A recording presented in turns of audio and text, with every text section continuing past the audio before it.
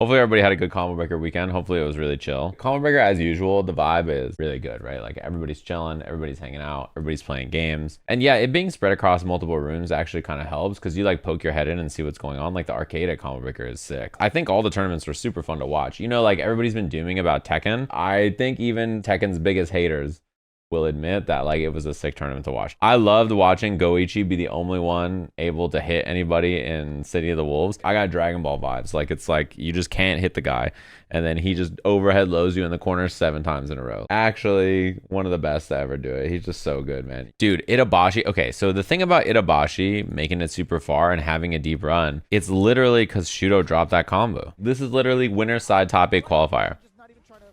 Look at this. Winner side top 8 qualifier. I'm in the audience watching this. Shudo gets the hit. Tatsu, level 1.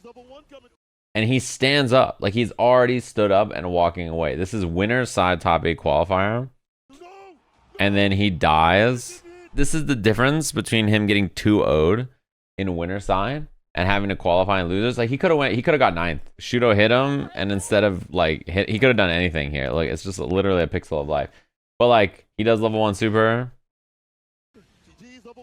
Drops that shit, and then, you know, level 1 was a fine choice. Like I don't think there was a problem with it, but level 2 is easier to do and it's gonna kill anyway, so you might as well do it. You could sweep, you could DP, you could do anything. Man, speaking of Tekken at combo breaker, everybody just got shirtless. I was in the venue, I left for literally 30 minutes and I don't know what happened. What up, Ortoros? I heard it was you. I heard it was your fault. Everybody started getting naked. Look at all the money hitting the table.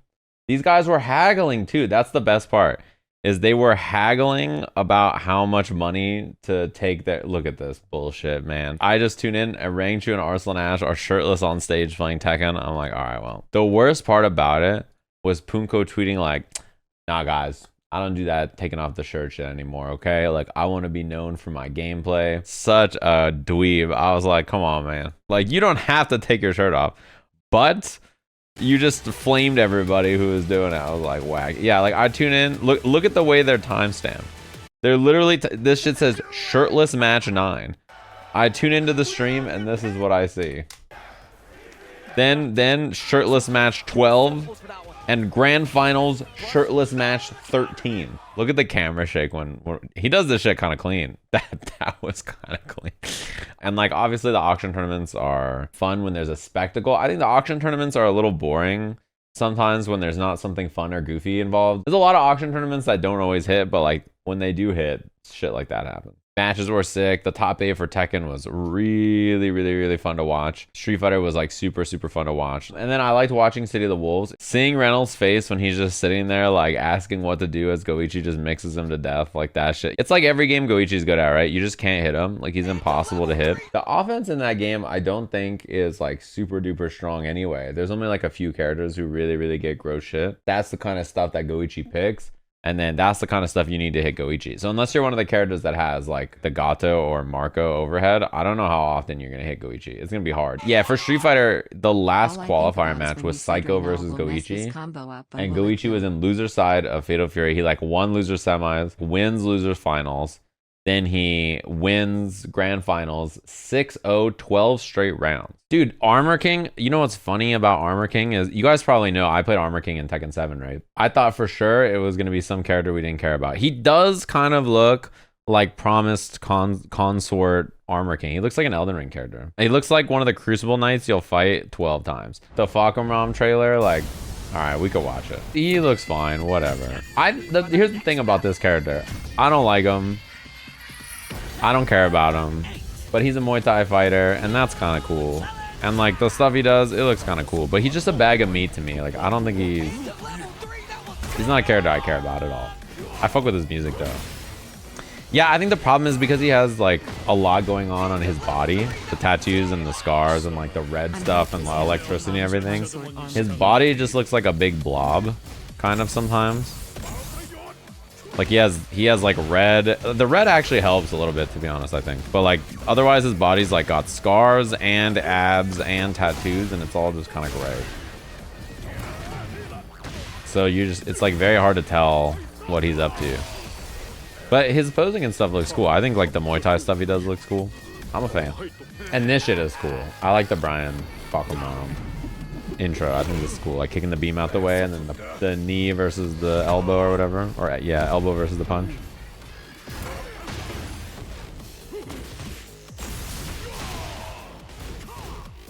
This shit's cool. He just pulls up on you for no reason. Why does he just walk like that? That's probably the coolest thing he did in the whole trailer. That shit is the coolest thing he did. For sure. It's like not even close.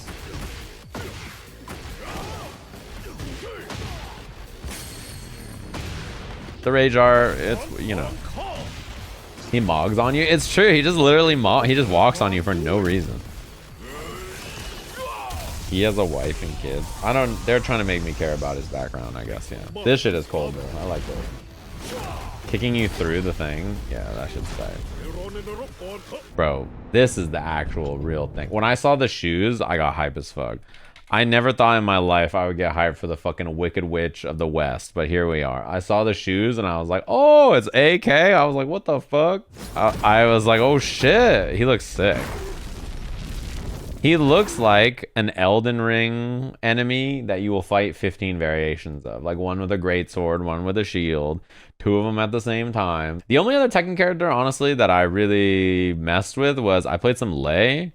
And I like Julia. So yeah, in this game, I didn't really have a character because there's no Heihachi and no Armor King. And then, yeah, I mean, the DLC, as far as I'm concerned, they've been doing great. I like his wave dash a lot more than regular King. And in general, he doesn't feel as chunky. Like regular King is very heavy feeling. And I think the cartwheel is cool. I think the mist is cool. I think his back one is a fun move to hit. The knees are cool. His grabs are fun to use. But he spits fire in this, so I wonder if he's going to do something different. Yeah, Armor King is like the edgier, cooler King. There are different people. Well, they're related in the lore because they're brothers. But then there's like multiple Armor Kings and multiple regular Kings because people die and stuff. Because like regular King died to Ogre and like... We were going through all the lore last night and I was like, none of this shit makes any sense. He's like the evil King, but I think about him as like the more boring King in a lot of ways in terms of like how he fights. He can like just play boring and slow and like space you out, that kind of a character. I wonder if he's gonna have the like muscle flex thing that regular King has. My guess is no. CB would have been a perfect place to debut the Unica trailer. Maybe they just didn't have an agreement to do it or something. I'm not sure.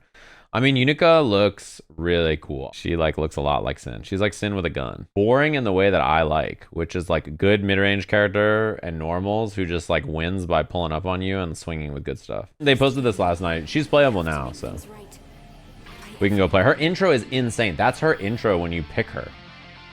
Like she goes through the tunnel and does this when you pick her and she comes out. Like this is the intro. It's so crazy. They put so much effort into it.